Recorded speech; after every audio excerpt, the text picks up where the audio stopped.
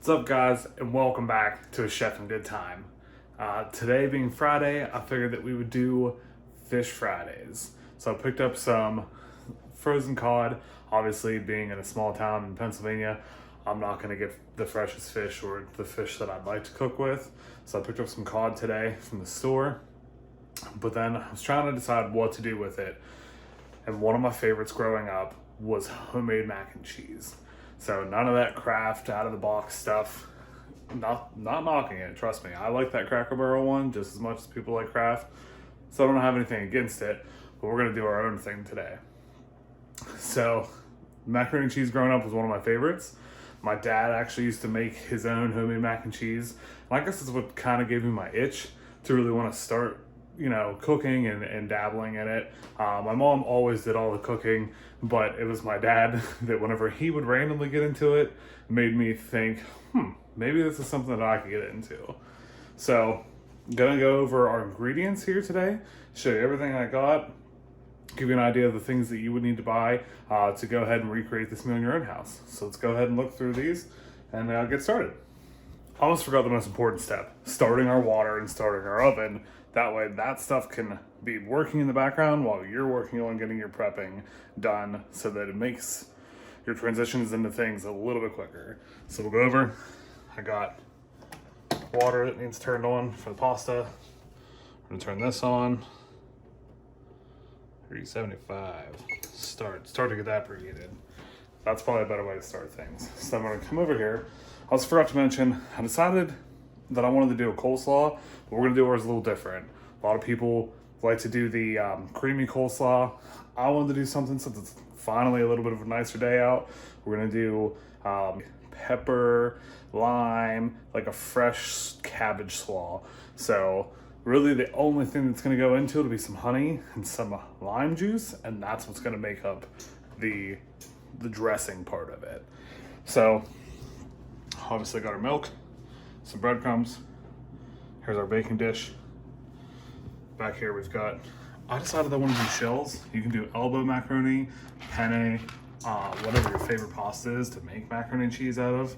Got some honey, just a bag of coleslaw mix, and the good stuff is our cheese. I love a sharp when I'm making homemade mac and cheese. So I have 2 sharp cheddars, 1 white sharp, and then I like a little bit of spice to go with mine. So we have the pepper jack. Again, here's my frozen cod that I picked up. Nothing too special. We got 2 peppers, red onion, some limes, green onions, and then 4 tablespoons of butter and a 1/4 cup of flour. That's what's gonna make up our roux to make the mac and cheese base. But I will show you more of that in just a second. First thing I'm gonna get started on is my slaw. I want it to have some time for all the flavors to mend. So we're just gonna open up this bag here. And again, if you don't like the cabbage that has this in it, or if you like creamy coleslaw, then you go ahead and make dinner the way that you want to have it. This is just a little bit of a different option, something you may try, something you may like. So I got my cabbage in a bowl here. We're gonna go ahead and cut some red pepper to put in it. This is how I like to cut peppers to get my nice julienne strips. So I just cut straight down the sides. Take this bottom off, get rid of that part. Pull the sticker off. Although I have eaten the sticker before, I'm not gonna lie.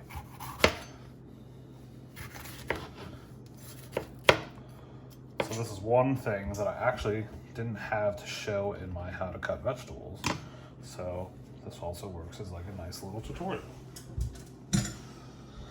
So that's how I like to cut the pepper. You're gonna see, we're looking to do our strips again. I wanna go super thin on these. If you have a sharp knife, it's easier to go through the top. If your knife isn't that sharp, flip it over. You can actually go through the underside a lot easier. So toss those in.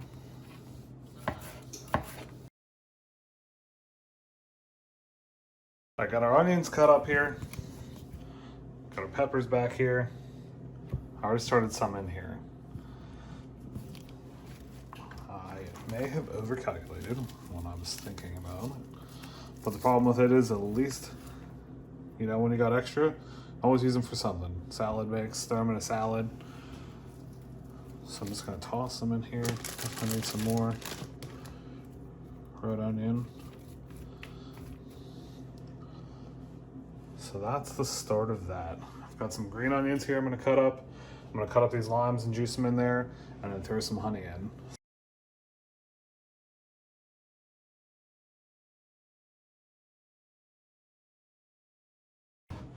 Okay, we've got our lemon in there. I'm taking a little honey bear here. Put a nice amount in there. It's gonna help to cut that lime juice. It's also gonna help to break down the cabbage just as much as the lime juice does. Actually, put a glove on. Because if I try to stir this with some sort of spoon, I'm just gonna have honey stuck to it. Or I'm gonna have everything fly on onto the floor, because that's the way it goes. Just want to get this nice and mixed up.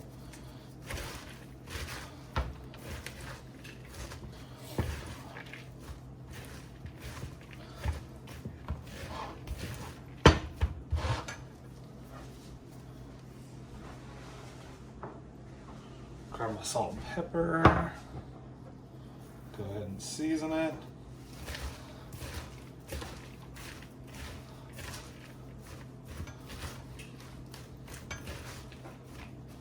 And then what I'm going to do is I'm going to set this to the side and actually just let these flavors start to come together. You'll see once we look at it here in a little bit that this cabbage is actually going to start cooking from the acidity in the lime juice. So it will break down and release more water, and it'll get more stuff to it. So that's just going to sit in the back for now. I'm going to go ahead and clean up my mess quick. Mess cleaned up. Come over here to the stove. We got a pot of water that is boiling. I threw some salt into that water just to help season our shells whenever we throw them in. I've already taken the liberty of opening my cheese too, so go ahead and make sure that you have all that stuff ready to go, because this next couple parts is going to start moving quick. I got my strainer in here for my pasta, so we're going to go ahead, and I think I'm only going to do about half this box of shells, only because once you start mixing it with the cheese sauce, I normally make like way too much, and I could feed the neighborhood. It's not cool. One of the problems of being a chef and working in the industry, I can't not make a lot. So got that going. Leave my spoon there to stir. Over here, we're gonna go ahead and turn this on to medium heat. Grab our butter. Let's see if I can do this. Oh, heck yeah. So what we're gonna do is we're gonna wait for the butter to melt. As you can see, it's already on its way, racing across the pan. Please, no. All right, gonna wait on that. And then we'll start with the roux and start into our mac and cheese.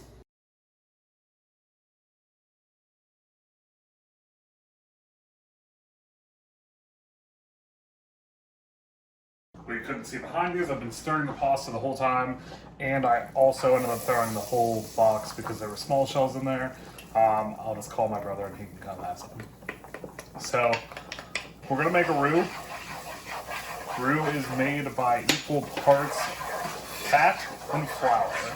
In this case, our fat was our butter. So there was 4 ounces of that, which is a 1/4 cup. So I then throw in my 1/4 ounce of flour, start to get that all mixed in. So this is why I said it's gonna move quick. So we got our roux going here, turning the heat just a little. I like to kind of let mine darken up there a little bit. It gives it more flavor, a little bit more of a nutty tone. We're gonna grab our milk.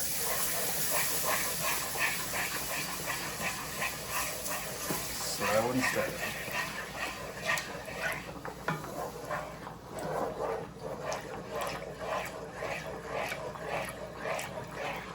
Now this, again, I've told you all that I'm terrible at telling people amounts, so I kind of just do it by the look that I want. We're gonna let that start to thicken up. Once it does, we'll add our cheese. You don't want to overcook them since we are gonna end up baking this. So I'm actually gonna pull those off there. So you can see we're starting to get some bubbles in here, which means it's starting to thicken.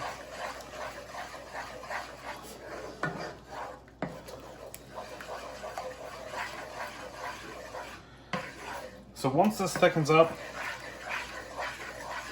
should be able to show you the consistency that I'm looking for. You don't want it so thick that you can't get the cheese to go into it, but you don't want it so thin that your sauce doesn't stick to your noodles. So see how that's taking just a little bit of time where you can still see the bottom of the pan when I scrape across? That's what I like to see.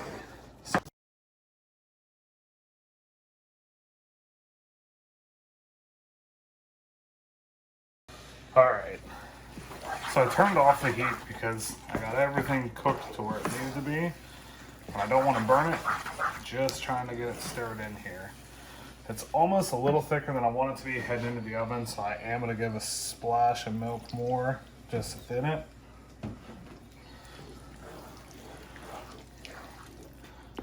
And I'm hoping, as you saw there in the video, again, I added just as much cheese as I wanted it to be there. I definitely did a whole thing of cheddar. I didn't need all of the pepper jack.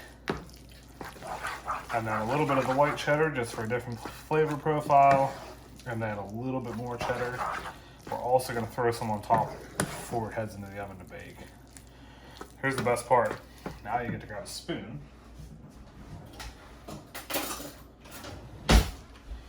Give it a taste test to see where it's at. Going to be extremely hot.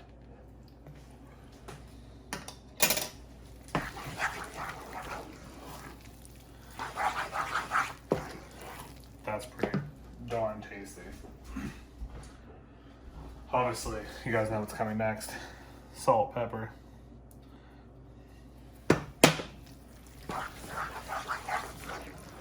All right, we got it thrown in the baking pan. I did use just a little bit of Pam to go around it, so hopefully it doesn't stick. I'm gonna start a little bit of extra cheese here on top.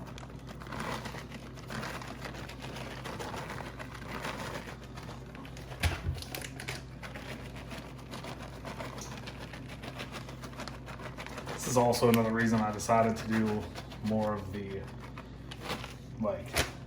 Asian style slaw, because it's going to be lighter. On top of what you can see is a huge, I'm going to feel so full after this. Is going to be terrible. So a little bit of cheese on top, and then our breadcrumbs. Again, as little or as much as you would like to have on top of yours. It just makes a nice little crispy crust as the cheese melts all together. So we're going to take that over, put it in the oven. It's going to go in for probably a half hour, 45 minutes. Take a look at the coleslaw that has been sitting. I'm going to, I guess, call it slaw, but if you look, remember how I told you that it would help to start to break that down? So all that juice is just from the limes that are at the bottom.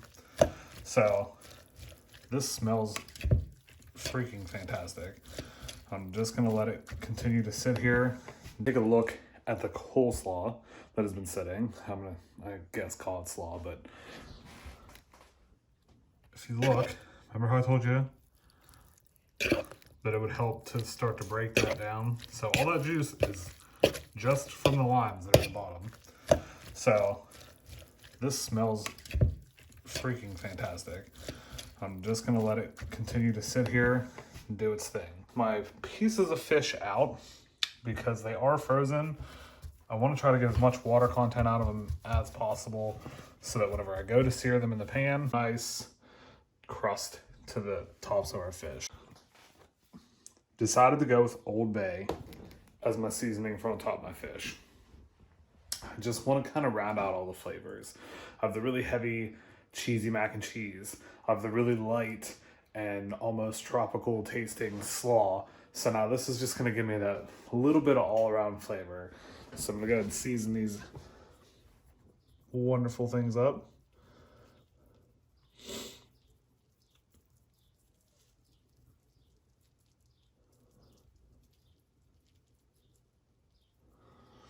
I obviously like a little more Old Bay than probably most, so just a sprinkle for good luck.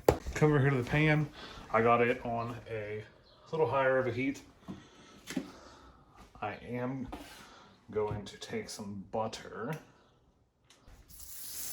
Okay. Ooh, yeah. If you have a smoke detector, please take it down.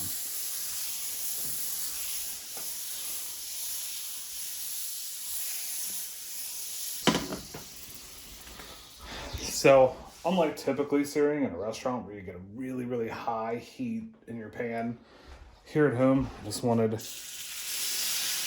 some butter to kind of cook the fish. Again, give it a really nice crust on the bottom of it. So now that pan's hot, I'm gonna go ahead and back it down so that not to burn the butter. And pull it off the heat for now.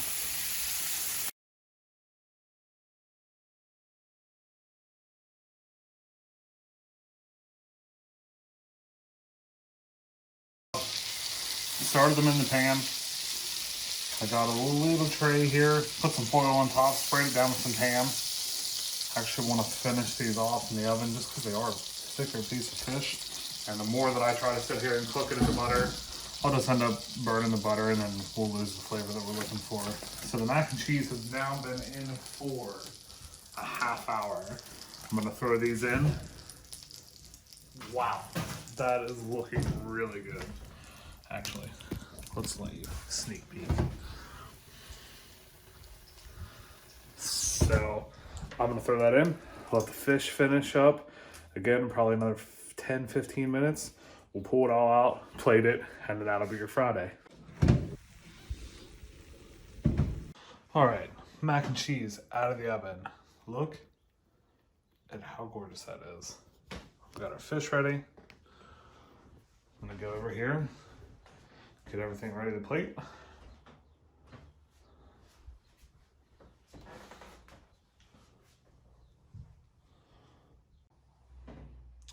And just like that, dinner is served.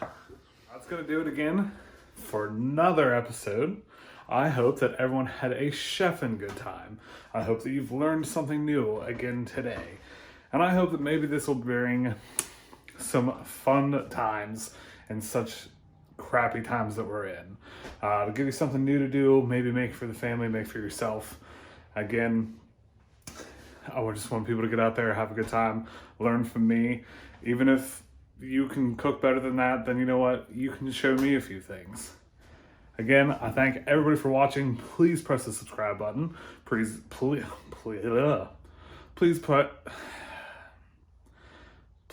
the subscribe button. Please give it a thumbs up. Make sure to share it. Send it to your friends. Send it to somebody. Hey, this might be something fun for you to do. I hope that you enjoy.